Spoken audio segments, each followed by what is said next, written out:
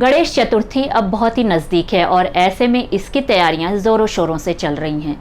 10 दिनों तक चलने वाले इस त्यौहार में मूर्ति स्थापना से लेकर विसर्जन तक सभी बातों का विशेष महत्व है।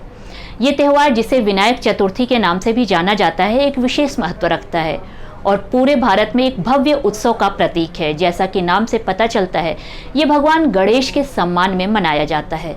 भगवान शिव और देवी पार्वती के पुत्र भगवान गणेश, जिनका जन्म इसी दिन यानी कि गणेश चतुर्थी के दिन हुआ था।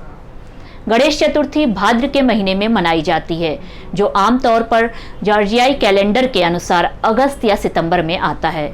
इस साल ये त्यौहार 10 सितंबर 2021 को पड़ रहा है और इसके बाद 11 दिनों तक चलने वाला गणेश उत्सव होगा, जहां भक्त भजन गाते हैं, प्रार्थना करते हैं और यहां तक कि उपवास भी करते हैं। इस दिन भक्त सुबह जल्दी उठकर अपने घर के पूजा स्थल की साफ सफाई करते हैं। गणेश की नई मूर्ति को एक ऊंचे चबूतरे पर रखकर पूजा की जाती है। 10 दिनों तक भक्ति के साथ अनुष्ठान किए जाते हैं। रोज भगवान गणेश की आरती की जाती है और उन्हें भोग लगाया जाता है। भगवान गणेश को मोदक बहुत प्रिय होने के कारण हर दिन मोदक और अन्य नैवेद्य चढ़ाए जाते हैं। प्रसाद सभी के बीच बांटा जाता है। जहां सार्वजनिक स्थानों पर भगवान गणेश की प्रतिमाएं स्थापित की जाती हैं, वहां विशाल विस्तृत पंडाल सजाए जाते हैं। इन पंडालों में श्रद्धा और उत्साह के साथ लोग आते हैं। भगवान गणेश की दैनिक पूजा की जाती है और उन्हें भोग लगाया जाता है। 10 दिनों के बाद विसर्जन जुलूस धूमधाम से निकाला जाता है। हिंदू धर्म की मान्यताओं के अनुसार गणेश के जन्म से जुड़ी कई कहानियां हैं। तो आइए जानें ऐसी ही एक कहानी के बारे में। कहते हैं कि देवी पार्वती ने अपने शरीर से उतारी गई मैल से बनाया था भगवान गणेश को।